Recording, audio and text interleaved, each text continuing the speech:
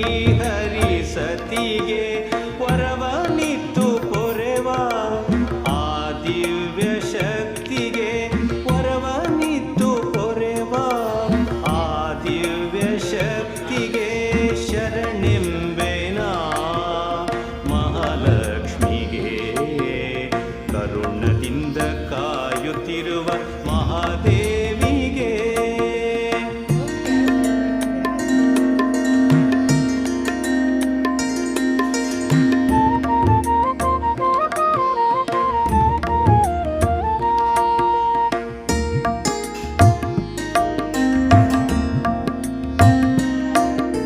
ಸ್ಥಿತಿ ಕಾರಣಕರ್ತನ ಹೃದಯವಾಸಿಗೆ ಸ್ಥಿತಿ ಕಾರಣಕರ್ತನ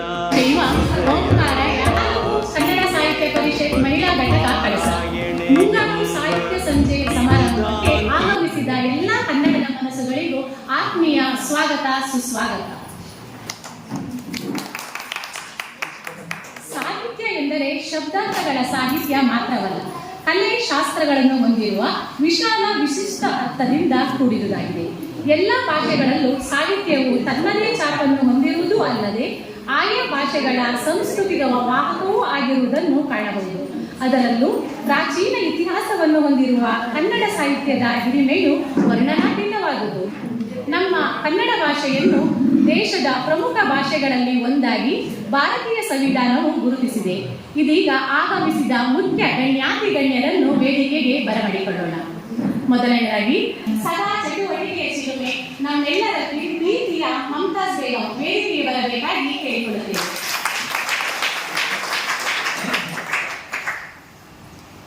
ನಮ್ಮೆಲ್ಲರ ಮಾತೆ ಅನ್ನಪೂರ್ಣೇಶ್ವರಿಯ ಇನ್ನೊಂದು ರೂಪದಂತೆ ನಿತ್ಯ ಹರಿಬರುವ ಶ್ರೀಮತಿ ರಾಜಲಕ್ಷ್ಮಿ ಬಿ ಜೋಶಿಯವರು ವೇದಿಕೆಯನ್ನು ಅಲಂಕರಿಸಬೇಕಾಗಿ ಕೇಳಿಕೊಳ್ಳುತ್ತೇವೆ.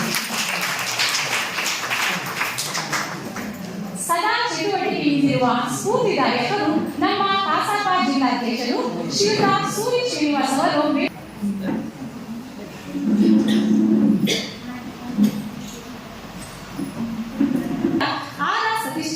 ಇವರನ್ನು ವೇದಿಕೆಗೆ ಗೌರವಪೂರ್ವಕವಾಗಿ ಆಹ್ವಾನಿಸುತ್ತಿದ್ದೇವೆ. ಎಸ್ ವೆಂಕಟೇಶ್ ಪ್ರಧಾನ ಕಾರ್ಯದರ್ಶಿಗಳು, ಜಿಲ್ಲಾ ಕಾರ್ಯಗಳು ಶಿವಮೊಗ್ಗ. ಹಾಗೆ ಇಂದಿನ ನಮ್ಮ ಕಾರ್ಯಕ್ರಮದ ಆಯೋಜಕರು ಹಾಗೂ ಕವಯತ್ರಿ ಗೀತಕ್ಕನವರ ಕೌಟುಂಬಿಕ ಹಿರಿಯರು ಆಗಿರುವಂತಹ ಶ್ರೀ ಗೋಪಾಲ್ ಎಡಗರೆ ಇವರನ್ನು ಗೌರವಪೂರ್ವಕವಾಗಿ ವೇದಿಕೆಗೆ ಆಹ್ವಾನಿಸುತ್ತೇವೆ. ಮಹಿಳಾ ಘಟಕದ ಆರಂಭದಿಂದ ಇಂದಿನವರೆಗೂ ನಮ್ಮ ಬೆನ್ನೆಲುಬಾಗಿರುವ ಶಕ್ತಿ ಶ್ರೀ ಕೆ ಬಾಲಕೃಷ್ಣ ಭಟ್ ಇವರನ್ನು ಆತ್ಮೀಯವಾಗಿ ವೇದಿಕೆಗೆ ಬರಮಾಡಿಕೊಳ್ಳುತ್ತೇವೆ. ಕಸಾಪ ಜಿಲ್ಲಾ ಸಂಚಾಲಕರು ಹಿರಿಯರು ಆಗಿರುವ ಶ್ರೀ HR ಪಾಂಡುರಂಗ ಸರ್ ಇವರನ್ನು ವೇದಿಕೆಗೆ ಆಹ್ವಾನಿಸುತ್ತಿದ್ದೇವೆ. ಮಿತಭಾಷಿ ಕೊಡುಗೈ ದಾನಿಗಳು ನಮ್ಮೆಲ್ಲರಿಗೂ ಮಾದರಿ ಮಹಿಳೆ, ನಮ್ಮ ಕಸಾಪ ಮಹಿಳಾ ಘಟಕದ ಗೌರವ ಅಧ್ಯಕ್ಷರು, ನಮ್ಮ ಮಹಿಳಾ ಘಟಕದ ಎಲ್ಲರ ಪ್ರೀತಿಯ ಸಹೋದರ ಕಸಾಪ ಹೋಬಳಿ ಘಟಕದ ಅಧ್ಯಕ್ಷರಾದ ಶ್ರೀ ಶೇಖರ್ ಶೆಟ್ಟಿ ಅವರನ್ನು ವೇದಿಕೆಗೆ ಗೌರವದಿಂದ ಆಹ್ವಾನಿಸುತ್ತಿದ್ದೇವೆ. ಕಸಾಪ ಕಳಸ ಹೋಬಳಿಯ ಪ್ರಧಾನ ಕಾರ್ಯದರ್ಶಿಗಳು ಸಾಹಿತಿಗಳು ಶ್ರೀ ವೈ ಪ್ರೇಮ್ ಕುಮಾರ್ ಅವರನ್ನು ವೇದಿಕೆಗೆ ಆಹ್ವಾನಿಸುತ್ತಿದ್ದೇವೆ. ಇಂದಿನ ಸಭೆಯ ಕೇಂದ್ರ ಬಿಂದುಗಳಾದ ಹಾಗೂ ಲೇಖಕಿ ಶ್ರೀಮತಿ ಚಂಪಾ ರಾಘವೇಂದ್ರ ಇಬ್ಬರನ್ನು ವೇದಿಕೆಗೆ ಆಹ್ವಾನಿಸುತ್ತಿದ್ದೇವೆ. ಇಂದಿನ ಕಾರ್ಯಕ್ರಮದ ಸಂಪೂರ್ಣ ಜವಾಬ್ದಾರಿ ಹೊತ್ತಂತಹ ನಾವೆಲ್ಲರೂ ಇಲ್ಲಿಗೆ ಬರಲು ಕಾರಣಕರ್ತರಾಗಿರುವ ಇಂದಿನ ಕಾರ್ಯಕ್ರಮದ ಪ್ರಾಯೋಜಕರು ಶ್ರೀ HV ಕೃಷ್ಣಮೂರ್ತಿ ಮಹಿಮನೆ ವೇದಿಕೆಗೆ ಬರಬೇಕಾಗಿ. ಮನುಷ್ಯನ ಮನಸ್ಥಿತಿಯನ್ನು ತಿಳಿಸಲು ಸಾಹಿತ್ಯ ಯಾವಾಗಲೂ ಸಹಕಾರ ಸಾಧನವಾಗಿದೆ. ಸಾಹಿತ್ಯ ಒತ್ತಡ ನಿವಾರಕವಾಗಿ ಕೆಲಸ ಮಾಡಬಹುದು. ಕ್ಷಣ ಮತ್ತು ದಿನವನ್ನು ಹಾಳು ಮಾಡುವ ಒತ್ತಡ ಮತ್ತು ಗಜವದನ ಬೇಡುವೆ ಗೌರಿ ತನಯ ತ್ರಿಜಗವಂದಿತನೇ ಸುಜನರ ಪೊರೆವನೇ ತ್ರಿಜಗವಂದಿತನೇ ಸುಜನರ ಪೊರೆವನೇ ಗಜವದನ ಬೇಡುವೆ ಗೌರಿ ತನಯ ಗಜವದನ ಬೇಡುವೆ ಗೌರಿ ತನಯ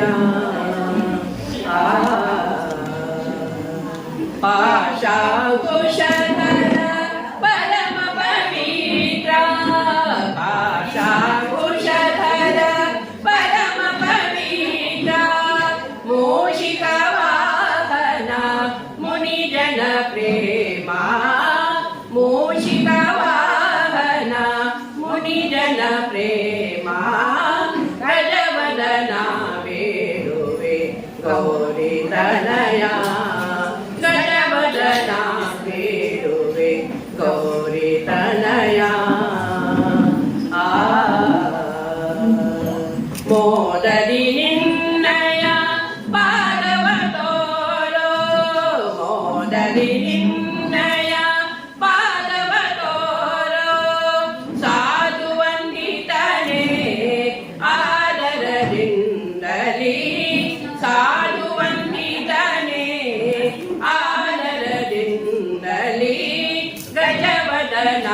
ಬೇಡುವೆ ಗೌರಿ ತನಯ ಗಜವದನ ಬೇಡುವೆ ಗೌರಿ ತನಯ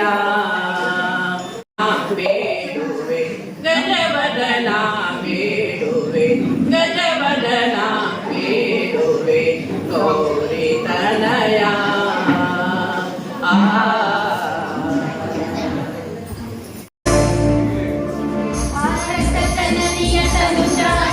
ಜಯ ಹೇ ಕರ್ನಾಟಕ ಮಾತೆ, ಜಯ ಸುಂದರ ನದಿವನಗಳ ನಾಡೆ, ಜಯ ಹೇ ರಸ ಋಷಿಗಳ ವೀಣೆ. ಭೂದೇವಿಯ ಮಕುಟದ ನವಮಣಿಯೇ, ಗಂಧದ ಚಂದದ ಹೊನ್ನಿನ ಗಡಿಯೇ, ಜಾತವ ಮಧುಸೂದನರವತರಿಸಿದ ಭಾರತ ಜನನಿಯ ತನುಜಾತೆ. ಜನನಿಯ ಜೋಗುಳ ವೇಗದ ಘೋಷ, ಜನನಿಗೆ ಜೀವವು ನಿನ್ನಾವೇಶ. ಹಸುರಿದ ಗಿರಿಗಳ ಸಾಲೆ, ನಿನ್ನಯ ಕೊರಳಿನ ಮಾಲೆ. ಕಪಿಲ ಪತಂಜಲ ಗೌತಮ ದಿನನುತ ಭಾರತ ಜನನಿಯ ತನುಜಾತೆ. ಶಂಕರರ ಮನುಜ ವಿದ್ಯಾರಣ್ಯ, ಬಸವೇಶ್ವರ ಮಂಗಲ ದಿವ್ಯಾರಣ್ಯ. ಚಂದ್ರ ಷಡಕ್ಷರಿ ಪೊನ್ನ, ಪಂಪಲ ಕುಮಿಪತಿ ಚನ್ನ. ಕುಮಾರ ವ್ಯಾಸರ ಮಂಗಳ ಧಾಮ, ಕವಿಕೋಗಿಲೆಗಳ ಪುಣ್ಯಾರಾಮ. ನಾನಕ ರಾಮಾನಂದ ಕವೀರರ ಭಾರತ ಜನನಿಯ ತನುಜಾತೆ. ಕೈಲಕ ಹೊಯ್ಸಳರಾಡಿದ ನಾಡೆ, ಲಂಕಣ ಚಕಣರ ನೆಚ್ಚಿನ ಬೀಡೆ. ಕೃಷ್ಣ ಶರಾವತಿ ತುಂಗ, ಕಾವೇರಿಯ ವರರಂಗ. ಚೈತನ್ಯ ಪರಮಹಂಸ ವಿವೇಕರ ಭಾರತ ಜನನಿಯ ತನುಜಾತೆ. ಸರ್ವ ಜನಾಂಗದ ಶಾಂತಿಯ ತೋಟ, ರಸಿಕರ ಕಂಗಡ ಸೆಳೆಯುವ ನೋಟ. ಹಿಂದೂ ಕ್ರೈಸ್ತ ಮುಸಲ್ಮಾನ, ಪಾರಸಿಕ ಜೈನರ ಉದ್ಯಾನ. ಜನಕನ ಹೋಲುವ ದೊರೆಗಳ ಧಾಮ, ಕಾಯಕ ವೈಣಿಕರ ರಾಮ. ಕನ್ನಡ ನುಡಿ ಕುಣಿದಾಡುವ ಕೇಹ, ಕನ್ನಡ ತಾಯಿಯ ಮಕ್ಕಳ ದೇಹ. ಭಾರತ ಜನನಿಯ ತನುಜಾತೆ, ಜಯ ಹೇ ಕರ್ನಾಟಕ ಮಾತೆ, ಜಯ ಹೇ ಕರ್ನಾಟಕ ಮಾತೆ, ಜಯ ಹೇ ಕರ್ನಾಟಕ ಮಾತೆ. ಉತ್ತಮ ನಡತೆ, ನಡವಳಿಕೆ ಮತ್ತು ಉತ್ತಮ ಗುಣಗಳನ್ನು ಮಾಡುವ ಶಕ್ತಿ ಸಾಹಿತ್ಯಕ್ಕಿದೆ. ನಮ್ಮೆಲ್ಲರ ಮಾನಸಿಕತೆ, ನೈತಿಕತೆ, ಸ್ವಚ್ಛತೆ ಮಾಡುವ ಶಕ್ತಿ ಸಾಹಿತ್ಯಕ್ಕಿದೆ. ಈಗ ನಮ್ಮೆಲ್ಲರನ್ನು ಆತ್ಮೀಯವಾಗಿ ಸ್ವಾಗತಿಸಲು ಬರುತ್ತಿದ್ದಾರೆ ಕಸಾಪ ಮಹಿಳಾ ಘಟಕದ ಪ್ರಧಾನ ಕಾರ್ಯದರ್ಶಿಯಾದ ಶ್ರೀಮತಿ ಸುಮನಾ ಜಯರಾಜ್. ಆಗಮಿಸಿರುವಂತಹ ಕನ್ನಡದ ಮನಸ್ಸುಗಳಿಗೆಲ್ಲ ನನ್ನ ಆತ್ಮೀಯ ನಮಸ್ಕಾರಗಳು. ನಾವು ಈ ದಿನ ಮುಂಗಾರು ಸಾಹಿತ್ಯ ಸಂಜೆ ಎಂಬ ಒಂದು ಸುಂದರ ಕಾರ್ಯಕ್ರಮವನ್ನು ಆಯೋಜನೆ ಮಾಡಿದ್ದೇವೆ. ಇದರಲ್ಲಿ ಶ್ರೀಮತಿ ಗೀತಾ ಮತ್ತಿಮನೆ ಇವರ ಭಾವಬಿಂಬ, ಹಾಗೆಯೇ ಶ್ರೀಮತಿ ಚಂಪಕಾ ರಾಘವೇಂದ್ರ ಅವರ ನಗೆಮಿಂಚು ಎಂಬ ಹಾಸ್ಯ ಲೇಖನ ಪುಸ್ತಕದ ಬಿಡುಗಡೆಯೂ ಸಹ ಆಗಲಿದೆ. ಇದಕ್ಕೆ ಆಗಮಿಸಿರುವಂತಹ ವೇದಿಕೆಯಲ್ಲಿ ವೇದಿಕೆಯನ್ನು ಅಲಂಕರಿಸಿರುವಂತಹ ಗಣ್ಯ ಮಾನ್ಯರನ್ನ ನಾನೀಗ ಪೂರ್ವಕವಾಗಿ ಸ್ವಾಗತಿಸಿರುತ್ತೇನೆ. ಅಧ್ಯಕ್ಷರು ಆಗಿರುವಂತಹ ಶ್ರೀಮತಿ ಮಮತಾಜ್ ಬೇಗಂ ಇವರನ್ನ ಎಲ್ಲರ ಪರವಾಗಿ ಪ್ರೀತಿಪೂರ್ವಕವಾಗಿ ಸ್ವಾಗತಿಸುತ್ತಿದ್ದೇನೆ. ಇವರಿಗೆ ಶ್ರೀಮತಿ ರೂಪಾ ಇವರು ತೂಗುಚ್ಚ ನೀಡುವುದರ ಮೂಲಕ ಇವರನ್ನ ಸ್ವಾಗತಿಸಬೇಕು ಅಂತ ಕೇಳ್ಕೊಳ್ತಾ ಇದ್ದೇವೆ.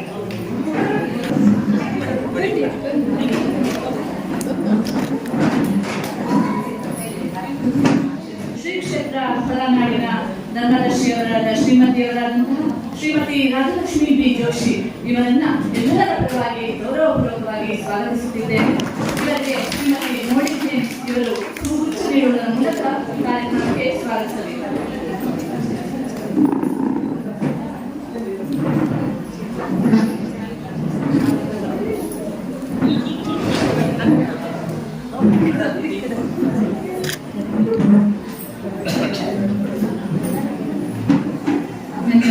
ಪರಿಷತ್ತಿನ ಅಧ್ಯಕ್ಷರಾಗಿರುವಂತಹ ಈ ದಿನದ ಪುಸ್ತಕ ಬಿಡುಗಡೆಗೆ ಆಗಮಿಸಿರುವಂತಹ ಶ್ರೀಯುತ ಸೂರ್ಯ ಶ್ರೀನಿವಾಸ್ ಇವರಿಗೆ ಎಲ್ಲರ ಪರವಾಗಿ ಗೌರವಪೂರ್ವಕ ಸ್ವಾಗತವನ್ನ ಕೋರ್ತಾ ಇದ್ದೇನೆ.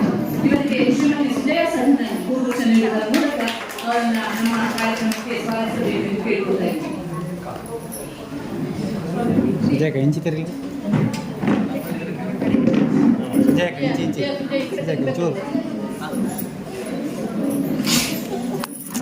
ಇಲ್ಲಿ ನೋಡ್ಕೊಳ್ಳಿ ಸ್ವಲ್ಪ.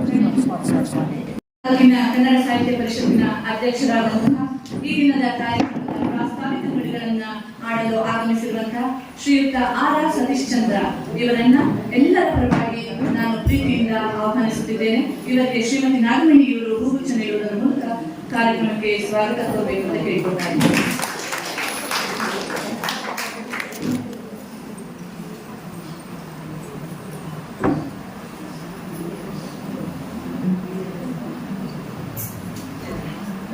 ಹಾಗೆ ಈ ದಿನದ ಕಾರ್ಯಕ್ರಮಕ್ಕೆ ಆಶಯ ನುಡಿಗಳನ್ನ ಆಡಲು ಆಗಮಿಸಿರುವಂತಹ ಶ್ರೀಯುತ ಎಸ್ ವೆಂಕಟೇಶ್, ಪ್ರಧಾನ ಕಾರ್ಯದರ್ಶಿಗಳು, ಜಿಲ್ಲಾ ಕನ್ನಡ ಸಾಹಿತ್ಯ ಪರಿಷತ್ತು ಚಿಕ್ಕಮಗಳೂರು, ಇವರಿಗೆ ಗೌರವಪೂರ್ವಕ ಸ್ವಾಗತವನ್ನ ಕೋರ್ತಾ ಇದ್ದೇವೆ. ಇವರಿಗೆ ಶ್ರೀಮತಿ ಜಾನಕಿ ಸುಂದರೇಶ್ ಇವರು ಹೂಗುಚ್ಛ ನೀಡುವುದರ ಮೂಲಕ ಕಾರ್ಯಕ್ರಮಕ್ಕೆ ಸ್ವಾಗತಿಸಬೇಕೆಂದು ಕೇಳಿಕೊಳ್ತಾ ಇದ್ದಾರೆ.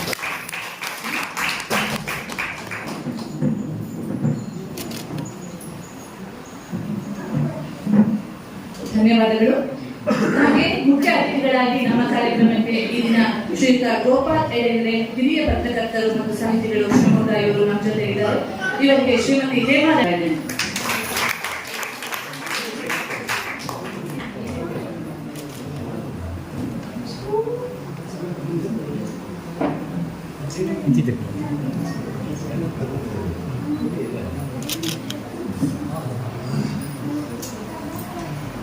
ಹಾಗೆ ಶ್ರೀಯುತ ಕೆ ಬಾಲಕೃಷ್ಣ ಭಟ್, ಇವರು ನಮ್ಮೆಲ್ಲರೂ ಚಿರಪರಿಚಿತರು. ನಮ್ಮ ಸಂಘ ಸಂಸ್ಥೆಯ ಯಾವುದೇ ಕಾರ್ಯಕ್ರಮಕ್ಕಾಗಲಿ ಬೆನ್ನೆಲುಬಾಗಿ ನಿಲ್ಲುವಂತಹ ಧೀಮಂತ ವ್ಯಕ್ತಿ ಇವರು ಈ ದಿನ ನಮ್ಮೊಂದಿಗೆ ಇದ್ದಾರೆ. ಬಹಳ ಹೆಮ್ಮೆಯಿಂದ ಅವರನ್ನ ಈ ಕಾರ್ಯಕ್ರಮಕ್ಕೆ ಸ್ವಾಗತಿಸುತ್ತಿದ್ದೇನೆ. ಶ್ರೀಮತಿ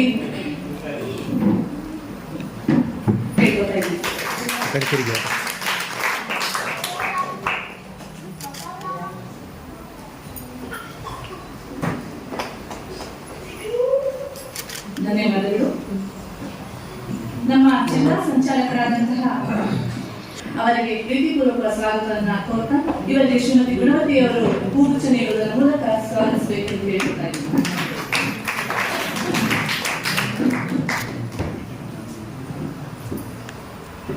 ಮೂಲಕ ಕಾರ್ಯಕ್ರಮಕ್ಕೆ ಸ್ವಾಗತಿಸಬೇಕು ಎಂದು ಕೇಳ್ಕೊಳ್ತಾ ಇದ್ದೀನಿ.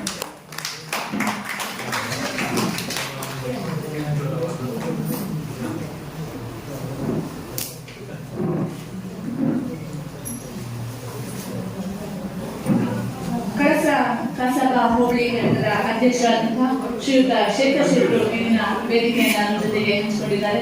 ಅವರಿಗೂ ಸಹ ಗೌರವಪೂರ್ವಕ ಸ್ವಾಗತವನ್ನು ಕೋರ್ತಾ ಇವರಿಗೆ ಶ್ರೀಮತಿ ರೂಪಾ ಇವರು ಹೂಗುಚ್ಛ ನೀಡುವುದರ ಮೂಲಕ ಕಾರ್ಯಕ್ರಮಕ್ಕೆ ಸ್ವಾಗತವನ್ನು ಕೇಳಿಕೊಳ್ತಾರೆ.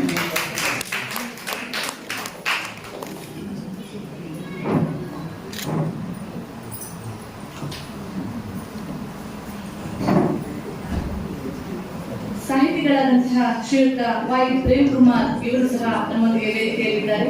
ನೀಡುವುದರ ಮೂಲಕ ಸ್ವಾಗತ ಕೊಡಬೇಕು ಅಂತ ಕೇಳ್ಕೊಳ್ತಾ ಇದ್ದೀನಿ.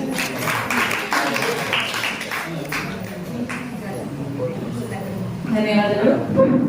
ಹಾಗೆ ಈ ದಿನದ ಕಾರ್ಯಕ್ರಮದ ಆಯೋಜಕರಾದಂತಹ ಶ್ರೀಯುತ ಎಚ್ ವಿ ಕೃಷ್ಣಮೂರ್ತಿ ಇವರು ತುಂಬಾ ಶ್ರಮಪಟ್ಟು ಈ ದಿನದ ನಮ್ಮ ಎಲ್ಲ ಸದಸ್ಯರು ಆಗಮಿಸಕ್ಕೆ ತುಂಬಾ ಅನುಕೂಲ ಆಯಿತು. ಅವರಿಗೂ ಸಹ ನಮ್ಮ ಎಲ್ಲರ ಪರವಾಗಿ ಗೌರವಪೂರ್ವಕ ಸ್ವಾಗತವನ್ನು ಕೊಡ್ತಾ ಇದ್ದೇನೆ. ಇವರಿಗೆ ಶ್ರೀಮತಿ ಪಂಪಲ ಅವರು ಹೂಗುಚ್ಛ ನೀಡುವುದರ ಮೂಲಕ ಅವರನ್ನು ಸ್ವಾಗತಿಸಬೇಕು.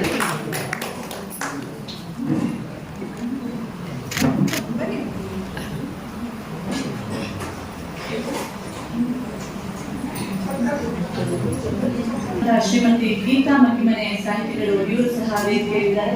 ಈ ದಿನದ ಕಾರ್ಯಕ್ರಮದ ಆಯೋಜಕರು ನೋಡುವವರು ಅವರಿಗೂ ಸಹ ನಮ್ಮೆಲ್ಲರ ಪರವಾಗಿ ಪ್ರೀತಿಪೂರ್ವಕ ಸ್ವಾಗತವನ್ನು ಕೊಡ್ತಾ ಇವರಿಗೆ ಶ್ರೀಮತಿ ಪಂಪಲಮ್ಮ ಇವರು ಹೂಗುಚ್ಛ ನೀಡುವುದರ ಮೂಲಕ ಸ್ವಾಗತಿಸಬೇಕೆಂದು ಕೇಳ್ತಾರೆ.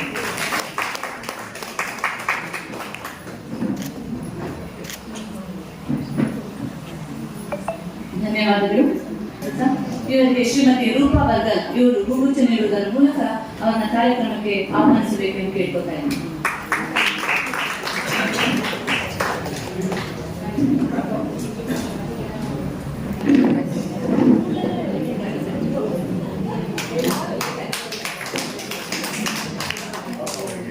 ಧನ್ಯವಾದಗಳು.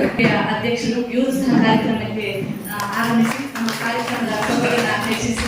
ಎಲ್ಲರ ಪರವಾಗಿ ಗೌರವಪೂರ್ವಕ ಸ್ವಾಗತವನ್ನ ಅವರಿಗೆ ಕೊಡ್ತಾ ಇದ್ದೇನೆ.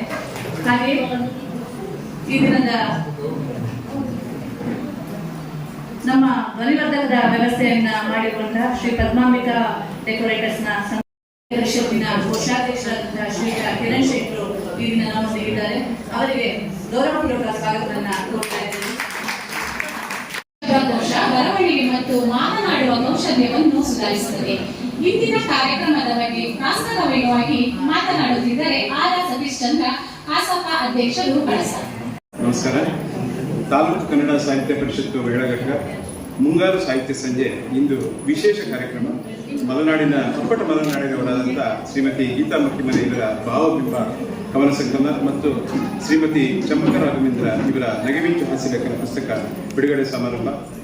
ಇಂದಿನ ಸಮಾರಂಭದ ಅಧ್ಯಕ್ಷತೆಯನ್ನು ವಹಿಸಿರ್ತಕ್ಕಂಥ ಶ್ರೀಮತಿ ಮಮತಾಜ್ ಬೇಗಂ ಅವರೇ ಹಾಗೂ ಇಂದಿನ ಕಾರ್ಯಕ್ರಮದ ಉದ್ಘಾಟಕರಾದಂಥ ಶ್ರೀಮತಿ ರಾಜಲಕ್ಷ್ಮಿ ಬಿಜೇಶ್ ಅವರು ಹಾಗೂ ಪುಸ್ತಕ ಬಿಡುಗಡೆಗೆ ಆಗಮಿಸಿರ್ತಕ್ಕಂಥ ನಮ್ಮ ಜಿಲ್ಲಾ ಅಧ್ಯಕ್ಷರಾದಂಥ ಶ್ರೀ ಸೂರಿ ಶ್ರೀನಿವಾಸ್ ಅವರೇ ಹಾಗೂ ಆಶಯ ನುಡಿ ಅನ್ನು ವ್ಯಕ್ತಪಡಿಸಲಿರುವ ಶ್ರೀ ಎಸ್ ವೆಂಕಟೇಶ್, ಪ್ರಧಾನ ಕಾರ್ಯದರ್ಶಿ, ಜಿಲ್ಲಾ ಕನ್ನಡ ಸಾಹಿತ್ಯ ಪರಿಷತ್ ಇವರು ಸಹ, ಮುಖ್ಯ ಅತಿಥಿಗಳಾದ ಶ್ರೀ ಗೋಪಾಲ್ ಎಡ್ಗರೆ ಅವರೇ ಹಾಗೂ ಶ್ರೀ ಕೆ ಬಾಲಕೃಷ್ಣ ಭಟ್ರವರೇ, ಶ್ರೀ HR ಪಾಂಡುರಂಗ್ ಅವರೇ ಹಾಗೂ ಶ್ರೀಮತಿ ಮನೋರಾಧಿನಿ ಧರಣೇಂದ್ರ ಅವರೇ, ಶ್ರೀ ಶೇಖರ್ ಶೆಟ್ಟರ್ ಅವರೇ, ಶ್ರೀ ವೈ ಪ್ರೇಮ್ಕುಮಾರ್ ಅವರೇ ಹಾಗೂ ಇಂದಿನ ಕಾರ್ಯಕ್ರಮದ ಪ್ರಾಯೋಜಕರಾದಂಥ ಶ್ರೀ HV ಕೃಷ್ಣಮೂರ್ತಿ ಅವರೇ ಹಾಗೂ ಇದಕ್ಕೆ ಮುಂಭಾಗದಲ್ಲಿರುವ ಗಣ್ಯರು.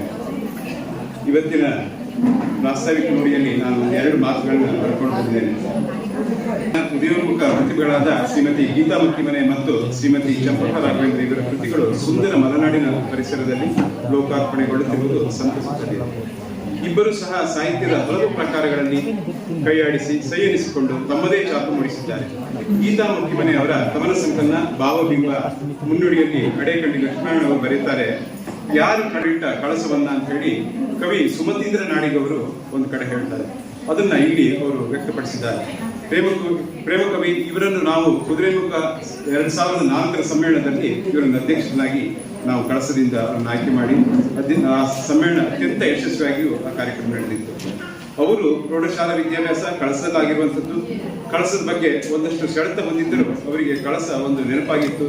ಶ್ರೀಮತಿ ಗೀತಾ ಅವರಿಗೆ ಕಳಸ ಬದುಕಾಗಿದೆ. ಬಾಲ್ಯದೊಂದಿಗೆ ಮಲೆನಾಡಿನಲ್ಲಿ ಬದುಕನ್ನು ಕಟ್ಟಿಕೊಂಡು ಇವರಿಗೆ ಇದೇ ಸ್ವರ್ಗ. ಇವರ ಎಲ್ಲ ಸಾಹಿತ್ಯಗಳು ಇಲ್ಲಿ ತುಡಿತ ಬದುಕು, ಇಲ್ಲಿಯ ಸೂಕ್ಷ್ಮ ವಿಷಯಗಳು ತಮ್ಮ ಕಾವ್ಯದ ಮೂಲಕ ಮನಮುಟ್ಟುವಂತೆ ಪ್ರಸ್ತಾಪಿಸಿದ್ದಾರೆ. ಇವರ ಒಂದಷ್ಟು ಕವನದ ಸಾಲನ್ನು ನಿಮ್ಮಂತ ಎಂಬ ಕವನದ ಒಂದೆರಡು ಸಾಲು. ಯೋಚನೆಗಳು ಕವಿತೆಗಳಾದರೆ ಮನದಾಳ ಬಂದು ಮುಕ್ತ, ಮನದ ಯೋಚನೆಗಳು ಕವಿತೆಗಳಾದರೆ ಮನದಾಳ ಬಂದು ಮುಕ್ತ, ಬಯಕೆ ಸ್ವಾರ್ಥಗಳೇ ಮನದಲ್ಲಿ ತುಂಬಿದರೆ ಅದಕ್ಕೆಲ್ಲಿ ಬಂದ ಮುಕ್ತ ಅಂತ ಅವರು ಹೇಳ್ತಾರೆ. ಪ್ರಸ್ತುತ ಎನ್ನುವ ಒಂದು ಕವನದ ಎರಡು ಸಾಲು. ಹಳ್ಳಿಗಳಲ್ಲಿನ ವಿಶಾಲ ಮನೆಗಳು ಒಂಟಿಯಾಗಿ ನಿಟ್ಟುಸಿರಿಡುತ್ತವೆ. ಹಳ್ಳಿಗಳಲ್ಲಿನ ವಿಶಾಲ ಮನೆಗಳು ಒಂಟಿಯಾಗಿ ನಿಟ್ಟುಸಿರಿಡುತ್ತವೆ. ಒಳ ಮನೆಯಲ್ಲಿನ ನೀರವನ್ನೇ ಸಹಿಸದೆ ಕಿಟಕಿ ಬಾಗಿಲುಗಳು ಪರಸ್ಪರ ಸಂಭಾಷಿಸುತ್ತವೆ. ಅಂದರೆ ಅವರಿಗೆ ಮಾತ್ರ ಈ ವಿಚಾರಗಳು ಗೊತ್ತಾಗುತ್ತೆ, ಬೇರೆ ಯಾರಿಗೂ ಇದರ ಬಗ್ಗೆ ಅನುಭವ ಇರಲಿಲ್ಲ. ಯಾಕಂದ್ರೆ ಮಲೆನಾಡು ಈ ಒಂದು ಮಳೆಗಾಲದ ಟೈಮಲ್ಲಿ ಬಹಳ ವಿಶೇಷವಾಗಿ ಒಬ್ಬೊಬ್ಬರೇ ಮನೆಯಲ್ಲಿರ್ತಾರೆ, ಬಾಕಿ ಗಂಡಸರೆಲ್ಲ ಹೊರಗಡೆ ಕೆಲಸಕ್ಕೆ ಹೋಗಿರ್ತಾರೆ. ಅಂತ ಸಮಯದಲ್ಲಿ ಆಗುವಂತ ತುಡಿತ ಅವರು ಅದನ್ನ ವ್ಯಕ್ತಪಡಿಸ್ತಾರೆ. ಅವರ ಇನ್ನೊಂದು ಅವ್ಯಕ್ತ, ಸದ್ದೆ ಇಲ್ಲದೆ ಕರಿಯೊಳಗೆ ಬಿಸಿ ಆಗುತ್ತಾ ಕಾಯುತ್ತಿದ್ದ ಹಾಲು ಒಮ್ಮೆಲೆ ಉಕ್ಕಿ ಹಿಡಿದಾಗಲೇ ಗೊತ್ತಾಗುವುದು ಅದರ ಒಳ ತುದಿ. ಒಮ್ಮೆಲೆ ಉಕ್ಕಿ ಹಿಡಿದಾಗಲೇ ಗೊತ್ತಾಗುವುದು ಅದರ ಒಳ ತುದಿ. ಹೀಗೆ ತಮ್ಮ ಒಳ ತುದಿಯನ್ನು ಕವಿ ಬರೆದಾನು ಬೇಕಾದ ಅಕ್ಷರವನ್ನೆರಸಿ, ಕವಿ ಬರೆದಾನು ಬೇಕಾದ ಅಕ್ಷರವನ್ನೆರಸಿ ತನ್ನಂತರಂಗ ಭಾವಕ್ಕೆ ಕಲ್ಪನೆಯ ಬೆರೆಸಿ, ಜಗದ ಆಗು ಹೋಗುಗಳ ವೈಭವೀಕರಿಸಿ ತಪ್ಪು ತಿದ್ದುವತ್ತ ತನ್ನ ಹೆಜ್ಜೆ ಇರಿಸಿ. ಹೀಗೆ ಕೊನೆಯಲ್ಲಿ ಹೇಳ್ತಾರೆ ಇವರು, ಬರೆದಾನು ಸಲ್ಲಾಪ ಅವನೂ ಸರಸಿ, ಬರೆದಾನು ಸಲ್ಲಾಪ ಅವನೂ ಸರಸಿ, ಉತ್ತಮ ಓದುಗರಾಗಿ ಕವಿಯನ್ನು ಹರಿಸಿ. ಇವತ್ತು ನೀವು ಈ ಕವಿಯನ್ನು ಉತ್ತಮ ಓದುಗರಾಗಿ ಹರಿಸಬೇಕು ಅಂತ ಹೇಳಿ ನಾನು ಕೇಳ್ಕೊಳ್ತೇನೆ. ಇದೇ ದಿನನಿತ್ಯ ಬದುಕಿನ ಜಂಜಾಟದಲ್ಲಿ ಇವರು ಹಾಸ್ಯವನ್ನು ಹಾಸುಹೊಕ್ಕಾಗಿ ತಿಳಿಸಿದ್ದಾರೆ. ಇವರ ಲೇಖನವನ್ನು ಓದುವಾಗ ಲೇಖಕಿ ಟಿ ಸುನಂದಮ್ಮ, ಶ್ರೀಮತಿ ಭುವನೇಶ್ವರಿ ಹೆಗಡೆಯವರ ತಿಳಿ ಹಾಸ್ಯ ನೆನಪಾಗುತ್ತದೆ. ಯಾರ ಮನಸ್ಸನ್ನು ನೋಯಿಸದೆ ಹಾಸ್ಯವನ್ನು ಕಟ್ಟಿಕೊಳ್ಳುವಲ್ಲಿ ಸಿದ್ಧಹಸ್ತರಾಗಿದ್ದಾರೆ. ಇವರು ಸಹ ಸಾಹಿತ್ಯದ ಎಲ್ಲ ಪ್ರಕಾರಗಳಲ್ಲಿ ಕೃಷಿ ಮಾಡುತ್ತಿದ್ದಾರೆ. ಈ ದಿನ ಈ ಇಬ್ಬರ ಕೃತಿ ಲೋಕಾರ್ಪಣೆಗೊಳ್ಳುತ್ತಿರುವುದು ಕಳಸ ತಾಲೂಕಿನ ಎಲ್ಲ ಸಾಹಿತ್ಯಾಭಿಮಾನಿಗಳಿಗೆ ಸಂತೋಷವನ್ನು ಮಾಡಿದೆ. ತುಡಿತವನ್ನು ಹೀಗೆ ಹೇಳ್ತಾರೆ. ಇವರು ಸಹ ಕವಿಯೇ. ಇವರ ಕನ್ನಡ ಕನ್ನಡದ ದೀಪ ಹಚ್ಚೇವು ಕನ್ನಡದ ದೀಪ ಕರುನಾಡ ದೀಪ ಸಿರಿನುಡಿಯ ದೀಪ ಒಲವೆತ್ತಿ ತೋರುವ ದೀಪ ಹಚ್ಚೇವು ಕನ್ನಡದ ದೀಪ ಹಚ್ಚೇವು ಕನ್ನಡದ ದೀಪ ಬಹುದಿನಗಳಿಂದ ಮೈ ಮರೆವೆಯಿಂದ ಕೂಡಿರುವ ಕೊಳೆಯ ಕೆಚೇವು ಎಲ್ಲೆಲ್ಲಿ ಕನ್ನಡದ ಕಂಪ ಸೂಸಲು ಅಲ್ಲಲ್ಲಿ ಕರ್ಣ ಚಾಚೇವು ಕರುನಾಡೆ ಇರಲಿ ಗಡಿನಾಡೆ ಇರಲಿ ಕನ್ನಡದ ಕಡೆಯ ಕೆಚ್ಚೇವು ನಡುನಾಡೆ ಇರಲಿ ಗಡಿನಾಡೆ ಇರಲಿ ಕನ್ನಡದ ಕಡೆಯ ಕೆಚ್ಚೇವು ಮರೆತೇವು ಮರವ ತೆರೆದೇವು ಮನವ ತೆರೆದೇವು ಮನವ ಹಿಡಿದೆನವ ನರದ ದೀಪ ಹಚ್ಚೇವು ಕನ್ನಡದ ದೀಪ ಹಚ್ಚೇವು ಕನ್ನಡದ ದೀಪ. ಇದೀಗ ಕಳಸಾ ತಾಲೂಕು ಕನ್ನಡ ಜಾನಪದ ಪರಿಷತ್ತಿನ ಅಧ್ಯಕ್ಷರಾದ ಶ್ರೀಯುತ ಅಜಿತ್ ಪ್ರಸಾದ್ ಅವರು ಕಾರ್ಯಕ್ರಮಕ್ಕೆ ಆಗಮಿಸಿದ್ದಾರೆ. ಅವರಿಗೆ ಪ್ರೀತಿಯ ಸ್ವಾಗತವನ್ನು ಬಯಸುತ್ತೇವೆ. ಸಂಬಂಧವನ್ನು ಉತ್ತಮಗೊಳಿಸಲು ಒಂದಕ್ಷರವಷ್ಟೇ ವ್ಯತ್ಯಾಸವಿರುವುದು. ಸಮಾಜದಲ್ಲಿ ನಮ್ಮ ಸ್ನೇಹ ಸಂಬಂಧವನ್ನು ಉತ್ತಮಗೊಳಿಸಲು ಒಂದಕ್ಷರವಷ್ಟೇ ವ್ಯತ್ಯಾಸವಿರುವುದು. ನಾನು ಎನ್ನದೆ ನಾವು ಎಂದರೆ ಸಾಕು.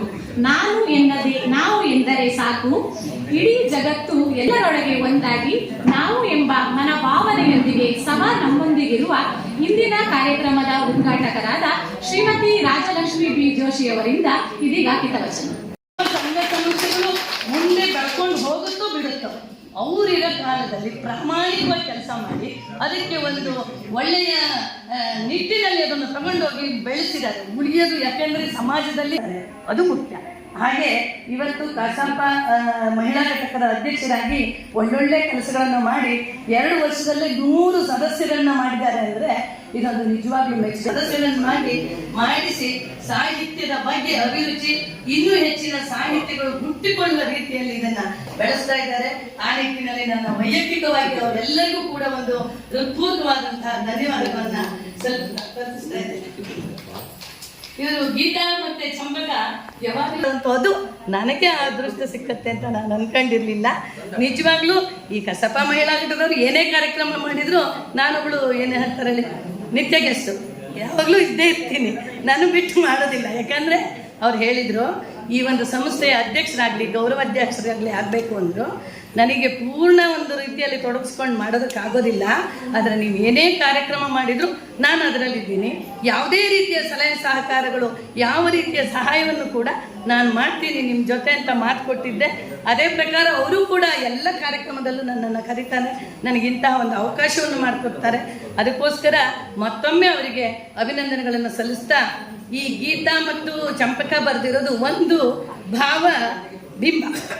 ನಾನು ಮೊದಲೇ ಹೇಳಿದಾಗೆ ಈ ಸಾಹಿತ್ಯ ಹೇಗೆ ಹುಟ್ಟುತ್ತೆ, ಹೇಗೆ ಬರುತ್ತೆ, ಯಾವ ರೀತಿ ಬೆಳುತ್ತೆ, ಸಾಹಿತ್ಯ ಅಂದರೆ ಏನು ಅಂತ ನಮ್ಮ ನಿರೂಪಕರು ತುಂಬ ಚೆನ್ನಾಗಿ ಹೇಳ್ತಾ ಇದ್ದಾರೆ. ಅವರು ಅದರ ಆ ರೀತಿ ನಿರೂಪಣೆ ಮಾಡಿದರೆ ಯಾರಿಗೂ ಮಾತಾಡೋಕ್ಕೆ ಅವಕಾಶನೇ ಇಲ್ಲ.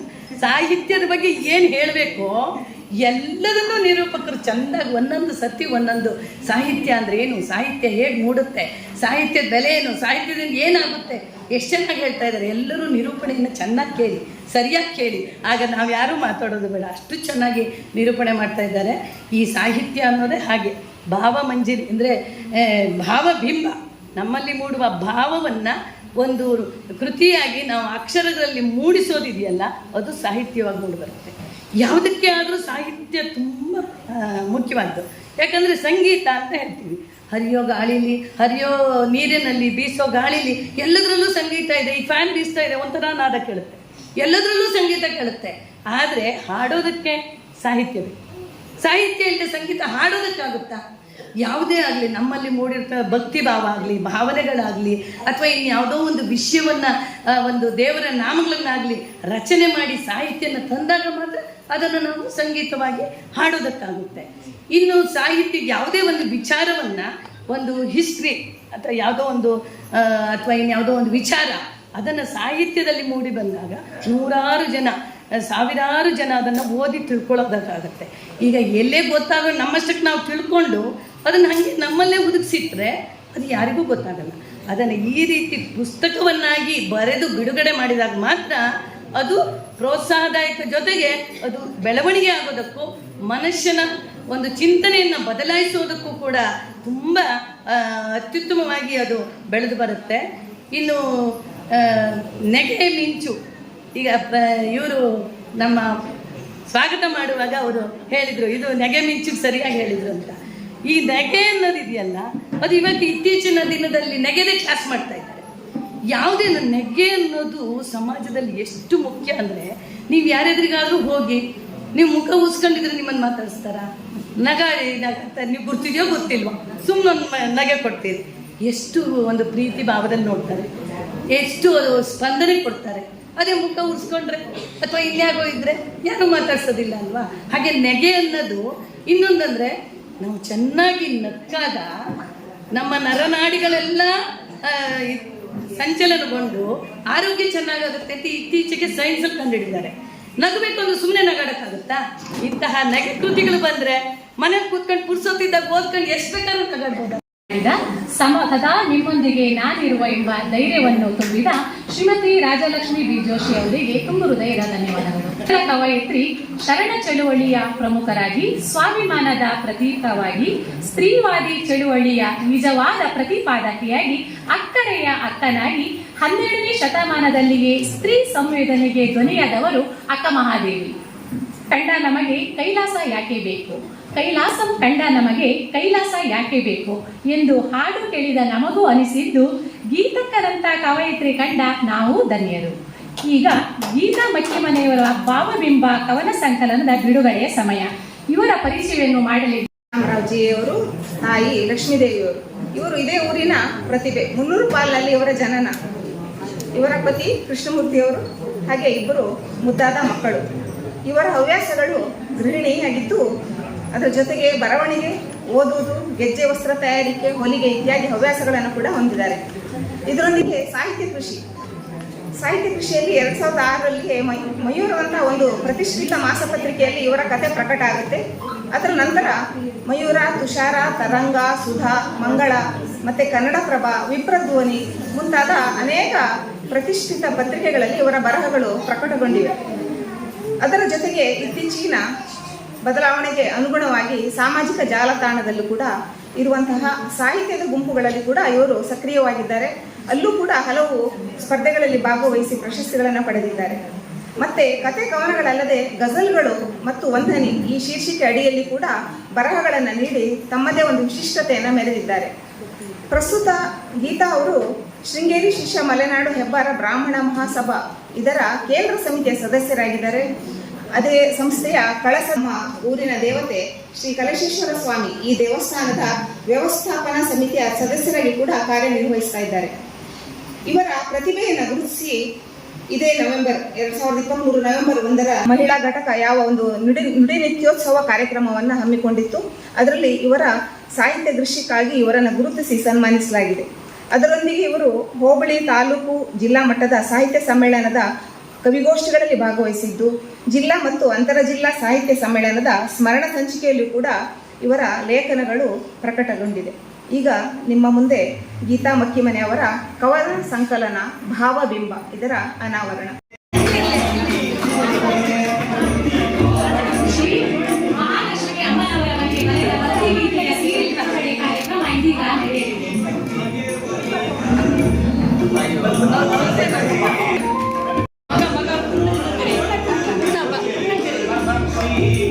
ಈ ಸಿಡಿ ಬಿಡುಗಡೆ ಕಾರ್ಯಕ್ರಮದಲ್ಲಿ ಅವರ ಪುತ್ರ ಹಾಗೂ ಪುತ್ರಿಯರು ಭಾಗವಹಿಸಬೇಕಾಗಿ ಕೇಳಿಕೊಳ್ಳುತ್ತೇವೆ.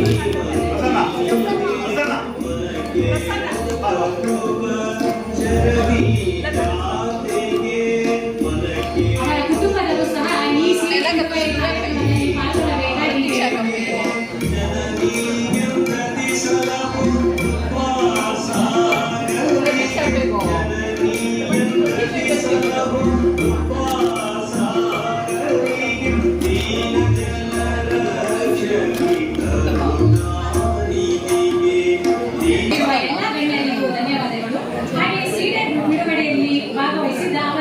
ಕುಟುಂಬದ ಎಲ್ಲರಿಗೂ ಮತ್ತೊಮ್ಮೆ ಧನ್ಯವಾದಗಳನ್ನು ತಿಳಿಸುತ್ತಾ ಇದೀಗ ಗೀತಾ ಮಕ್ಕಿಮನೆಯವರ ವೇದಿಕೆ ಮೇಲೆ ಉಪಸ್ಥಿತರಿರುವಂತಹ ಎಲ್ಲ ಗಣ್ಯರೇ ಹಾಗೂ ನಮ್ಮ ಪ್ರೀತಿಯ ಕರೆಗೆ ಹೋಗ್ಬಿಟ್ಟು ಇಲ್ಲಿ ಸೇರಿರುವಂಥ ನನ್ನೆಲ್ಲ ಆತ್ಮೀಯ ಬಂಧು ಮಿತ್ರರೇ, ಈ ದಿನ ನನ್ನ ಪಾಲಿಗೆ ಒಂದು ಬಹಳ ಮಹತ್ವದ ದಿನ. ಒಂದು ಹಾಡಿನ ಬಿಡುಗಡೆ ಆಯಿತು, ಅದರ ಜೊತೆಗೆ ಒಂದು ಕವನ ಸಂಕಲನದ ಬಿಡುಗಡೆ ಕೂಡ ಆಯಿತು. ಡಾಕ್ಟರ್ APJ ಅಬ್ದುಲ್ ಕಲಾಂ ಯಾವಾಗಲೂ ವಿದ್ಯಾರ್ಥಿಗಳಿಗೆ ನಿಮ್ಮ ಜೀವನದಲ್ಲಿ ನೀವು ಏನಾದರೂ ಸಾಧಿಸಬೇಕಾದ್ರೆ ಮೊದಲು ದೊಡ್ಡ ದೊಡ್ಡ ಕನಸುಗಳನ್ನು ಕಟ್ಕೊಳ್ಳಿ ಅಂತ ಕರೆ ನೀಡ್ತಾ ಇದ್ರು. ಅಂದರೆ ಆ ದೊಡ್ಡ ಕನಸಿನ ಸ್ವಲ್ಪ ಭಾಗ ಆದರೂ ನೆರವೇರಿದ್ರೆ ಅದೊಂದು ದೊಡ್ಡ ಸಾಧನೆ ಆಗುತ್ತೆ ಅಂತ. ಆದರೆ ಸಾಮಾನ್ಯದಲ್ಲಿ ಅತಿ ಸಾಮಾನ್ಯ ಗೃಹಿಣಿಯಾದ ನಾನು ಯಾವುದೇ ದೊಡ್ಡ ಕನಸು ಕಂಡವಳಲ್ಲ. ಆದರೆ ಈ ದಿನ ಇಲ್ಲಿ ಇಷ್ಟು ದೊಡ್ಡದೊಂದು ನೆರವೇರ್ತಾ ಇದೆ ಅಂದರೆ ಅದಕ್ಕೆ ಆ ಭಗವಂತನ ಆಶೀರ್ವಾದ, ಹಿರಿಯರ ಹಾರೈಕೆ ಹಾಗೂ ನಿಮ್ಮೆಲ್ಲರ ಪ್ರೋತ್ಸಾಹನೇ ಕಾರಣ ಅಂತ ಹೇಳಕ್ಕೆ ಇಷ್ಟಪಡ್ತೀನಿ. ಇನ್ನು ನನ್ನ ಬರಹದ ಬಗ್ಗೆ ಹೇಳಬೇಕು ಅಂದರೆ ನನಗೆ ಚಿಕ್ಕಂದಿನಲ್ಲೂ ಓದೋ ಹುಚ್ಚು ತುಂಬ. ಅದು ಬಹುಶಃ ನನ್ನ ಅಮ್ಮನ ಕೊಡುಗೆನೇ ಇರ್ಬೋದು. ಅವಳು ತುಂಬ ಓದ್ತಾ ಇದ್ಲು, ಜೊತೆಗೆ ಪದಬಂಧ ಎಲ್ಲ ಬಿಡಿಸೋದೆಲ್ಲ ಮಾಡ್ತಾ ಇದ್ಲು. ಅದನ್ನು ನೋಡ್ತಾ ನೋಡ್ತಾ ನಾನು ಕೂಡ ಓದೋ ಆಸಕ್ತಿ ಬೆಳೆಸ್ಕೊಂಡೆ. ಓದ್ತಾ ಓದ್ತಾ ನನಗೆ ಆ ಸಾಹಿತ್ಯ ಲೋಕದ ಒಂದು ಬೆರಗುಗಳು ಬಹಳ ಆಕರ್ಷಕ ಅನ್ನಿಸ್ತು. ಜೊತೆಗೆ ಇಲ್ಲಿನ ಪರಿಸರ, ಮಲೆನಾಡು, ಅದರಲ್ಲಿ ಸದಾ ಕೇಳೋ ಮಳೆ ಹಾಡು, ಇವುಗಳೆಲ್ಲವೂ ಕೂಡ ನನ್ನ ಬರಹಕ್ಕೆ ಒಂದು ಪ್ರೇರಣೆ ಆಯಿತು. ಹಾಗೆ ಮೊದಲು ನಾನೊಂದು ಹೈಸ್ಕೂಲ್ನಲ್ಲಿ ಇರಬೇಕಾದ್ರೇ ಸ್ವಲ್ಪ ಚಿಕ್ಕ ಪುಟ್ಟದ್ದು ಬರೆದ್ರೂ ಕೂಡ ಅದನ್ನು ಯಾರಿಗೂ ತೋರಿಸೋ ಸಾಹಸ ಮಾಡಿರಲಿಲ್ಲ. ಅದ್ರ ಬಗ್ಗೆ ನನಗೆ ಕಾನ್ಫಿಡೆನ್ಸ್ ಇರಲಿಲ್ಲ. ಆಮೇಲೆ ಮುಂದೆ ಮಕ್ಕಳೆಲ್ಲ ದೊಡ್ಡವರಾದ್ಮೇಲೆ ಪುನಃ ಬರೆಯೋಕ್ಕೆ ಶುರು ಮಾಡಿದೆ. ಬರೆದಿದ್ದೆಲ್ಲ ಪತ್ರಿಕೆಗಳಿಗೆ ಕಳ್ಸೋಕ್ಕೆ ಶುರು ಮಾಡಿದೆ. ಆವಾಗ 2006 ಫೆಬ್ರವರಿ ಮಯೂರದಲ್ಲಿ ಮೊದಲನೇ ಬಾರಿಗೆ ನಂದು ಬದುಕು ಅನ್ನೋಂಥ ಕತೆ ಪ್ರಕಟ ಆಯಿತು. ಆವಾಗ ನನಗೆ ಆತ್ಮವಿಶ್ವಾಸ ಜಾಸ್ತಿ ಆಯಿತು, ಹೌದು ನಾನು ಬರೀಬಹುದು ಅಂತ.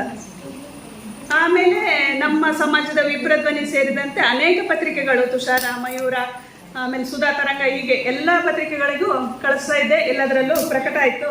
ಇದೆಲ್ಲ ನನ್ನ ಬರೆಯೋ ಉತ್ಸಾಹನ ಜಾಸ್ತಿ ಮಾಡಿತು. ಮುಂದೆ ಈಗ ಇತ್ತೀಚಿನ ಕೆಲ ವರ್ಷಗಳಲ್ಲಿ ವಾಟ್ಸಪ್, ಫೇಸ್ಬುಕ್ ಮುಂತಾದ ಸಾಮಾಜಿಕ ಜಾಲತಾಣಗಳ ಬಗ್ಗೆ ಕೇವಲ ಪ್ರೀತಿ, ಪ್ರೇಮ, ಮದಿರೆ, ಬೆಲೆವೆಣ್ಣು ಮುಂತಾದ ಸುತ್ತಾ ಇತ್ತು. ಮೊದಲು ಗಜಲ್ ಅಂದರೆ ಅದೇನ ಭಾವನೆ ಇತ್ತು. ಆದರೆ ಈಗ ಗಜಲ್ಲು ಜನಜೀವನದ ಸಮಗ್ರ ವಿಷಯಗಳಲ್ಲೂ ಬರಿಬೋದು. ಹಾಗಂತ ನನಗೆ ಅದರಲ್ಲೂ ಗೊತ್ತಾಯಿತು, ಹಾಗೂ ನಾನು ಬರಿತಾ ಇದ್ದೀನಿ ಕೂಡ. ಇದನ್ನು ಅನುಸರಿಸಿ ನಾವು ಬರೆದವಾಗ ಮತ್ಲ, ಕಾಫಿಯ, ರದೀಫ್, ಮಕ್ತ ಅಂತ ತುಂಬ ಕಠಿಣವಾದ ನಿಯಮ ಇದೆ. ಗಜಲ್ ಬರೆಯೋದಂದರೆ ಅದರಲ್ಲಿ ತುಂಬ ಕಠಿಣವಾದ ನಿಯಮಗಳಿದೆ. ಆದರೆ ಅದನ್ನೆಲ್ಲ ಅನುಸರಿಸಿ ನಮ್ಮ ಭಾವನೆಗಳನ್ನು ಬರೆದಾಗ ನಮಗಾಗೋ ತೃಪ್ತಿ ಇದೆಯಲ್ಲ, ಅದು ತುಂಬಾ ಖುಷಿ ಕೊಡುತ್ತೆ.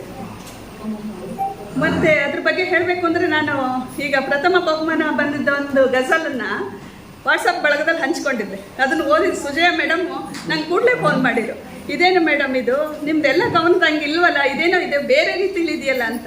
ನಾನು ಇದು ಯಾಕೆ ಹೀಗೆ ಹೇಳ್ತಾ ಇದ್ದೀನಿ ಅಂತ ಹೇಳಿದರೆ, ಗಜಲ್ ಅನ್ನೋದು ಬೇರೆ ಕವನಕ್ಕಿಂತ ವಿಭಿನ್ನ ಆಗಿದೆ ಅನ್ನೋದನ್ನು ಆಸಕ್ತ ಓದುಗರೆಲ್ಲರೂ ಗುರುತಿಸ್ಬೋದು ಅಂತ ಹೇಳೋದಕ್ಕೆ ಅದನ್ನು ಹೇಳ್ತಾ ಇದ್ದೀನಿ. ಇನ್ನು ಪ್ರಾಸ ಅಂದರೆ ನಮಗೆಲ್ಲ ಗೊತ್ತಿತ್ತು, ಆದಿಪ್ರಾಸ ಮತ್ತು ಅಂತ್ಯಪ್ರಾಸ ಎರಡೇ. ಅಷ್ಟೇ ಅಲ್ಲ, ಇದರಲ್ಲಿ ಗಜಪ್ರಾಸ, ಸಿಂಹಪ್ರಾಸ, ಹಯಪ್ರಾಸ, ಶರಭಪ್ರಾಸ ಅಂತ ತುಂಬ ಪ್ರಾಸಗಳಿದ್ದಾವೆ. ಅವುಗಳೆಲ್ಲ ಅಳವಡಿಸಿ ಬರೆದಾಗ ಕವನ ತುಂಬ ಚೆನ್ನಾಗಾಗುತ್ತೆ. ನಂದು ಈ ಕವನ ಸಂಕಲನದಲ್ಲಿ ನಾನು ತುಂಬ ಅದನ್ನೆಲ್ಲ ಬಳಸಿ ಕವನ ಸಂಕಲನ ಬರೆದಿದ್ದೀನಿ. ಕವನಗಳನ್ನು ಇದರಲ್ಲಿ ಅದೆಲ್ಲದೂ ಇದೆ. ನೀವು ದಾಸ ಸಾಹಿತ್ಯದಲ್ಲೆಲ್ಲ ಅದನ್ನು ತುಂಬ ನೋಡ್ಬೋದು. ಈಗ ನನ್ನ ಕವನದ ಒಂದು ಉದಾಹರಣೆನೂ ಕೊಡ್ಬೋದು. ಅಲ್ದಿದ್ರೂ ನಿಮ್ಗೆಲ್ರಿಗೂ ಸುಲಭವಾಗಿ ಸಿಗುವಂಥ ಒಂದು ಉದಾಹರಣೆ ಅಂದರೆ ಭಾಗ್ಯದ ಲಕ್ಷ್ಮೀ ಬಾರಮ್ಮ ಅಂತ ಹಾಡಿದೆಯಲ್ವಾ, ಅದರಲ್ಲಿ ಸಂಖ್ಯೆ ಇಲ್ಲದ ಭಾಗ್ಯವ ಕೊಟ್ಟು ಅಂತ ಒಂದು ಪ್ಯಾರೆ ಇದೆಯಲ್ಲ, ಕುಂಕುಮ ಹಾಕಿದೆ ಪಂಕಜಲೋಚನೆ ಅಂತ. ಇದು ವೃಷಭ ಪ್ರಾಸದಲ್ಲಿ ಬರೆದಿದ್ದಾರೆ. ಅತ್ತಿತ್ತಗಲ್ಲದೆ ನಿತ್ಯ ಭಕ್ತರ ಮನೆಯಲ್ಲಿ ನಿತ್ಯ ಮಹೋತ್ಸವ. ಶಿವಮೊಗ್ಗ ಜಿಲ್ಲೆಯ ಹೊಸನಗರ ತಾಲೂಕಿನ ಕಿರುಗುಳಿಗೆಯಲ್ಲಿ ಜನಿಸಿದರು. ತಂದೆ ವೆಂಕಟರಮಣರಾವ್, ತಾಯಿ ಉಮಾದೇವಿ. ಇವರು ಸಾಗರದ ಕಳಸಕ್ಕೆ ಬರ್ತಾರೆ. ಕಳಸದಲ್ಲಿ ಕುಂಬಳಡಿಕೆಯ ಕೃಷಿಕರಾದ ಶ್ರೀಯುತ ರಾಘವೇಂದ್ರ ಅವರ ಗೃಹ ಸ್ವಾಮಿನಿಯಾಗ್ತಾರೆ. ಇಬ್ಬರು ಹೆಣ್ಣು ಮಕ್ಕಳು ಮಾತೆಯಾಗ್ತಾರೆ. ಇಬ್ಬರು ಹೆಣ್ಣು ಮಕ್ಕಳು ಕೂಡ ಸಾಫ್ಟ್ವೇರ್ ಇಂಜಿನಿಯರ್ಗಳಾಗಿ ತಯಾರಾಗ್ತಾರೆ. ಮುಂದೆ ಬರಹವನ್ನು ಅವರ ಕೃಷಿಯಾಗಿ ಸಾಹಿತ್ಯ ಕೃಷಿಯನ್ನು ಪ್ರಾರಂಭಿಸ್ತಾರೆ. 2013ರಲ್ಲಿ ವಿಪ್ರಧ್ವನಿ ಪತ್ರಿಕೆಯ ಮೂಲಕ ಸಾಹಿತ್ಯ ಕೃಷಿಯನ್ನು ಪ್ರಾರಂಭಿಸಿ 2023ರಲ್ಲಿ ಯಶಸ್ವಿನಿ ವಿಪ್ರಧ್ವನಿ ಸಾಹಿತ್ಯ ಕಲಾ ಪ್ರಶಸ್ತಿಯನ್ನು ಪಡೀತಾರೆ. ಇದು ಕೂಡ 5,000 ನಗದು ಬಹುಮಾನ ಇದ್ದಂತಹ ಒಂದು ಪ್ರಶಸ್ತಿ. ಅದರೊಂದಿಗೆ ಮಂಗಳ ವಾರಪತ್ರಿಕೆ, ಜನಮಿಡಿತ, ಸುಧಾ ಹಾಗೆ ಇನ್ನೂ ಹಲವು ಪತ್ರಿಕೆಗಳಲ್ಲಿ ಚಂಪಕ ಅವರ ಕವನ ಹಾಗೂ ಲೇಖನಗಳು ಪ್ರಕಟಗೊಂಡಿವೆ. ಹೋಬಳಿ ಮಟ್ಟ, ತಾಲೂಕು ಮಟ್ಟ, ಜಿಲ್ಲಾ ಮಟ್ಟದ ಸಾಹಿತ್ಯ ಸಮ್ಮೇಳನದ ಕವಿಗೋಷ್ಠಿಗಳಲ್ಲಿ ಭಾಗವಹಿಸಿದ್ದಾರೆ. ಇವರ ಒಂದು ಸಾಹಿತ್ಯ ಕೃಷಿಯನ್ನ ಗಮನಿಸಿ 2023 ನವೆಂಬರ್ 1 ಕನ್ನಡ ರಾಜ್ಯೋತ್ಸವದ ಪ್ರಯುಕ್ತ ಕಳಸದ ಕಸಾಪ ಮಹಿಳಾ ಘಟಕ ಹಮ್ಮಿಕೊಂಡ ನುಡಿ ನಿತ್ಯೋತ್ಸವದಲ್ಲಿ ಇವರನ್ನ ಗುರುತಿಸಿ ಸನ್ಮಾನಿಸಲಾಗಿದೆ. ಚಂಪಕ ಅವರು ಜಿಲ್ಲಾ ಮತ್ತು ಅಂತರ ಜಿಲ್ಲಾ ಸಾಹಿತ್ಯ ಸಮ್ಮೇಳನದ ಸ್ಮರಣ ಸಂಚಿಕೆಗಳಲ್ಲೂ ಕೂಡ ಲೇಖನಗಳನ್ನು ಪ್ರಕಟಗೊಳಿಸಿದ್ದಾರೆ. ಅದರೊಂದಿಗೆ ಸಾಮಾಜಿಕ ಜಾಲತಾಣಗಳ ಸಾಹಿತ್ಯ ಚಟುವಟಿಕೆಗಳಲ್ಲಿ ಕೂಡ ಸ್ಪರ್ಧಿಸಿ ಪ್ರಶಸ್ತಿ ಪತ್ರಗಳನ್ನು ಪಡೆದಿದ್ದಾರೆ. ಕಥಾಗುಚ್ಛ ಎಂಬ ಸಾಹಿತ್ಯ ಬಳಗದ ಹಾಸ್ಯ ಲೇಖನ ಸ್ಪರ್ಧೆಯಲ್ಲಿ ಪ್ರಥಮ ಬಹುಮಾನವನ್ನು ಕೂಡ ಪಡೆದಿದ್ದಾರೆ. ಈಗ ಇವರ ಪುಸ್ತಕ ನಗೆಮಿಂಚು ಇದರ ಲೋಕಾರ್ಪಣೆ. ಇದನ್ನು ಜಿಲ್ಲಾಧ್ಯಕ್ಷರು ಹಾಗೂ ವೇದಿಕೆಯಲ್ಲಿರುವ ಎಲ್ಲ ಗಣ್ಯರು ನಡೆಸಬೇಕಾಗಿ ಕೇಳಿದ್ದಾರೆ.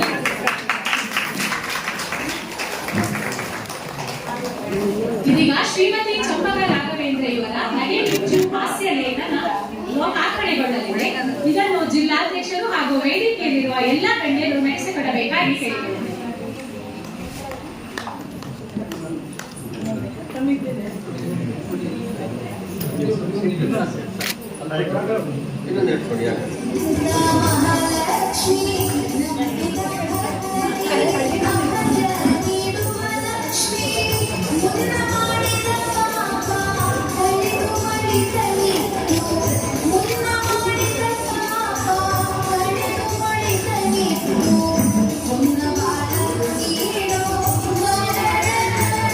ಗಣ್ಯರಿಗೂ ಹಾಗೂ ಇಲ್ಲಿ ಸೇರಿರುವಂತಹ ನನ್ನೆಲ್ಲ ಆತ್ಮೀಯರಿಗೂ ನನ್ನ ಪ್ರೀತಿಪೂರ್ವಕ ನಮನಗಳು.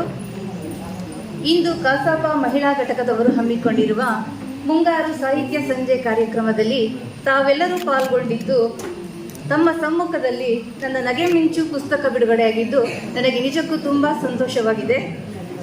ಇನ್ನು ನನ್ನ ಬರವಣಿಗೆಯ ಬಗ್ಗೆ ಹೇಳುವುದಾದರೆ, ನನ್ನ ಬರವಣಿಗೆ ಒಂದು ಆಕಸ್ಮಿಕ. ಯಾವುದಾದ್ರೂ ಒಂದು ಉತ್ತಮ ಹವ್ಯಾಸವನ್ನು ರೂಢಿಸಿಕೊಳ್ಳಬೇಕೆಂದು ಯೋಚಿಸುತ್ತಿರುವಾಗ ವಿಪ್ರಧ್ವನಿ ಎಂಬ ಪತ್ರಿಕೆಯಲ್ಲಿ ಗೀತಾ ಮಕ್ಕಿಮರೆಯವರ ಲೇಖನ ಕಾಣಿಸಿತು. ನಾನು ಸಹ ಯಾಕೆ ಪ್ರಯತ್ನ ಪಡಬಾರದು ಎಂದುಕೊಂಡು ಒಂದಷ್ಟು ಮನಸ್ಸಿಗೆ ತೋಚಿದ್ದದ್ದು ಕವನ ರೂಪದಲ್ಲಿ ಬರೆದು ಅವರಿಗೆ ತೋರಿಸಿದೆ. ಆಗ ಅವರು ಮೊದಲನೇ ಪ್ರಯತ್ನವೇ ಚೆನ್ನಾಗಿದೆ, ಮುಂದುವರಿಸು ಎಂದು ಹೇಳಿ ಒಂದೆರಡು ಕವನವನ್ನು ಆಯ್ಕೆ ಮಾಡಿ ವಿಪ್ರಧ್ವನಿಗೆ ಕಳಿಸುವಂತೆ ಹೇಳಿದರು. ವಿಪ್ರಧ್ವನಿ ಪತ್ರಿಕೆಯಲ್ಲಿ ಪ್ರಕಟಗೊಳ್ತು. ಅಲ್ಲಿಂದ ನಾನು ಬರವಣಿಗೆಯನ್ನು ಹವ್ಯಾಸವಾಗಿ ರೂಢಿಸಿಕೊಂಡೆ. ಈ ನಗೆ ಬರಹ ನಾನು ಯಾಕೆ ಇದು ಮಾಡಿದೆ ಅಂದರೆ, ನನಗೆ ತುಂಬ ಮರೆವು ಜಾಸ್ತಿ. ಹಾಗಾಗಿ ಫಸ್ಟಿಗೆ ನಾನು ಬರೆದಿದ್ದೆ ಮರವಿನಿಂದಾದ ಎಡವಟ್ಟು ಅಂತ.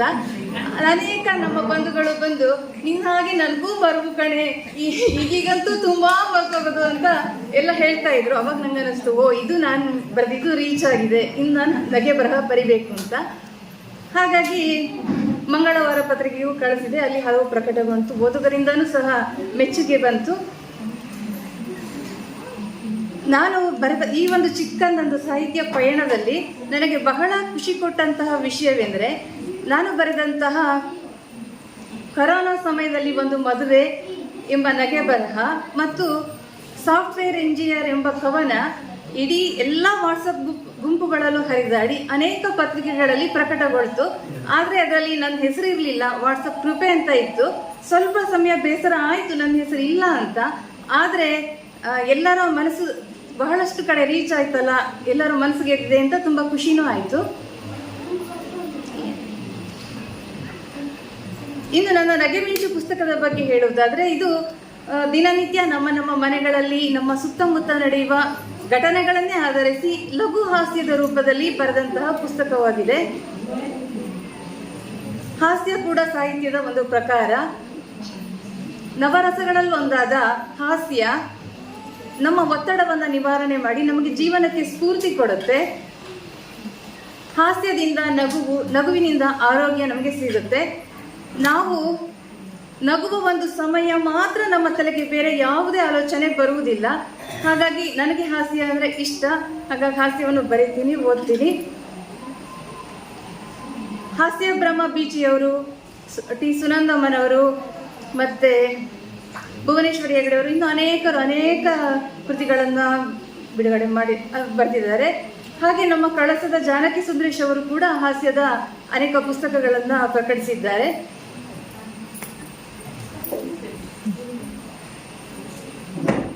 ಈ ಪುಸ್ತಕಕ್ಕೆ ಮುನ್ನುಡಿ ಬರೆದುಕೊಟ್ಟವರು ವಿಪ್ರಧ್ವನಿ ಸಂಪಾದಕರಾದ ಅಡೆಕಂಡಿ ಲಕ್ಷ್ಮೀನಾರಾಯಣ ರಾವ್.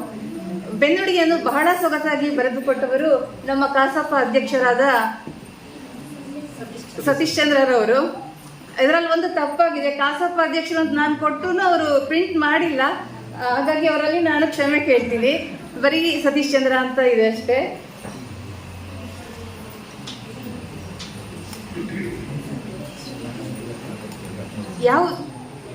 ಯಾವುದೇ ಒಂದು ಕಾರ್ಯಕ್ರಮ ಯಶಸ್ವಿ ಆಗಬೇಕಾದ್ರೆ ಹೆಮ್ಮೆಯಿಂದ ಹೇಳ್ಕೊತೀನಿ. ಹಾಗಾಗಿ ಅವರಿಗೂ ಮತ್ತು ಕಾರ್ಯದರ್ಶಿಯಾದ ಸುಮನಾ ಜಯರಾಜ್ ಅವರಿಗೂ ಮತ್ತು ಇಂದು ಪುಸ್ತಕ ಬಿಡುಗಡೆ ಮಾಡಿದಂತಹ ಚಿಕ್ಕಮಗಳೂರಿಂದ ಆಗಮಿಸಿ ಪುಸ್ತಕ ಬಿಡುಗಡೆ ಮಾಡಿದಂತಹ ಜಿಲ್ಲಾ ಅಧ್ಯಕ್ಷರಾದ ಸೂರಿ ಶ್ರೀನಿವಾಸ್ ಇವರಿಗೂ, ವೆಂಕಟೇಶ್ ಅವರಿಗೂ, ಜಿಲ್ಲಾ ಪ್ರಧಾನ ಕಾರ್ಯದರ್ಶಿಯಾದ ವೆಂಕಟೇಶ್ ಅವರಿಗೂ, ಹಾಗೂ ನಾವೆಲ್ಲ ಬರೆದಂತಹ ಈ ಲೇಖನಗಳು ಪ್ರಕಟಗೊಳ್ಳಲು ಬಹುಮುಖ್ಯ ಕಾರಣವೂ ಮತ್ತು ಪ್ರೇರಣೆಯಾದ ಹಿರಿಯ ಸಾಹಿತಿ ಪ್ರೇಮ್ ಕುಮಾರ್ ಅವರು. ನಾನು ಅವರನ್ನು ಸುಮಾರು ಸಲಹೆ ಕೇಳಿದ್ದೇನೆ. ಮತ್ತೆ ನಮ್ಮೆಲ್ಲ ಪ್ರೀತಿಯ ರಾಜಕ್ಕನ ಬಗ್ಗೆ ಹೇಳದೆ ಹೋದ್ರೆ ಆಗೋದೇ ಇಲ್ಲ. ಇಂದಿನ ಕಾರ್ಯಕ್ರಮದ ಉದ್ಘಾಟಕರು ಮತ್ತೆ ನಿರಂತರವಾಗಿ ನಮ್ಮನ್ನು ಪ್ರೋತ್ಸಾಹಿಸುವವರು, ಮತ್ತೆ ಎಲ್ಲರನ್ನು ಸ್ನೇಹ ಪ್ರೀತಿಯಿಂದ ಅದು ಹೇಗೆ ಹಂಗೆ ಮಾತಾಡಿಸ್ತಾರೆ ಅಂತಲೇ ಬರಲ್ಲ, ನಮಗೆ ಆ ರೀತಿ ಮಾತಾಡ್ಲಿಕ್ಕೆ ಬರೋದಿಲ್ಲ ನಿಜವಾಗ್ಲೂ. ಅಷ್ಟು ಪ್ರೀತಿಯಿಂದ ಕಾಣುವ ಅವರಿಗೂ, ಮತ್ತು ಮುಖ್ಯ ಅತಿಥಿಗಳಾದ ಹಿರಿಯ ಪತ್ರಕರ್ತರು ಲೇಖಕರು ಆದ ಯಡಗೆರೆ ಗೋಪಾಲ್ ಅವರಿಗೂ, ಮತ್ತು ಅನ್ನಪೂರ್ಣೇಶ್ವರಿ ಮೋಟಾರ್ಸ್ ಮಾಲೀಕರಾದ ಬಾಲಕೃಷ್ಣ ಭಟ್ ಮತ್ತು ಸಾಹಿತ್ಯ ಪೋಷಕರು ಆದಂತಹ ಬಾಲಕೃಷ್ಣ ಭಟ್ ಅವರಿಗೂ, ಹೋಬಳಿ ಅಧ್ಯಕ್ಷರಾದ ಶೇಖರ್ ಶೆಟ್ರಿಗೂ, ಮತ್ತು ಕಸಾಪ ಮಹಿಳಾ ಘಟಕದ ಗೌರವಾಧ್ಯಕ್ಷರಾದ ಮನೋರಾಗಿನಿ ಅವರಿಗೂ, ನನ್ನ ಬರವಣಿಗೆ ಪ್ರೋತ್ಸಾಹ ನೀಡಿದ ನಮ್ಮ ಮನೆಯವರಿಗೂ, ಮತ್ತು ನನ್ನ ಮಕ್ಕಳು ಅತ್ಯಂತ ವಿಮರ್ಶಕರು ಅವರೇನೆ. ನನ್ನ ಮಗಳು ಇನ್ನೊಬ್ಳು ಅಮೆರಿಕದಲ್ಲಿ ಇದ್ದಾಳೆ, ಮದುವೆಯಾಗಿ, ಆದ್ರೂ ಸಹ ಕಳಿಸಿದ್ರೆ ಯಾಕಮ್ಮ ಅದು ಹಂಗೆ ಬರದಿ, ಯಾಕಮ್ಮ ಹಿಂಗೆ ಬರದಿ. ಇವಳು ಅಷ್ಟೇ ಸಲಹೆ ಕೊಡೋದು, ಅಲ್ಲಿ ವಿಡಿಯೋ ಮಾಡ್ತದೆ ಅಲ್ಲ ಅವಳೆ ನನ್ನ ಮಗಳು.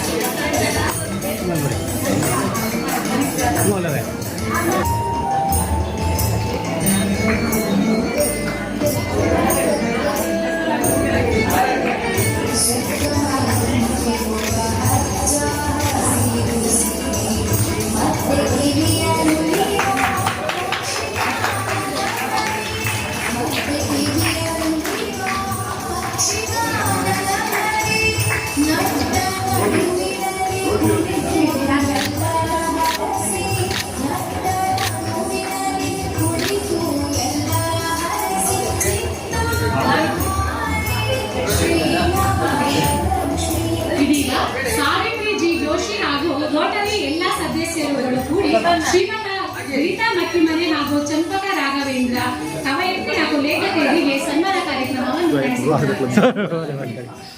ಸಾವಿತ್ರಿ ಜಿ ಜೋಶಿ ಹಾಗೂ ರೋಟರಿಯ ಎಲ್ಲ ಸದಸ್ಯರು ಭಾಗವಹಿಸಬೇಕಾಗಿ ಕೇಳಿಕೊಳ್ಳುತ್ತೇವೆ.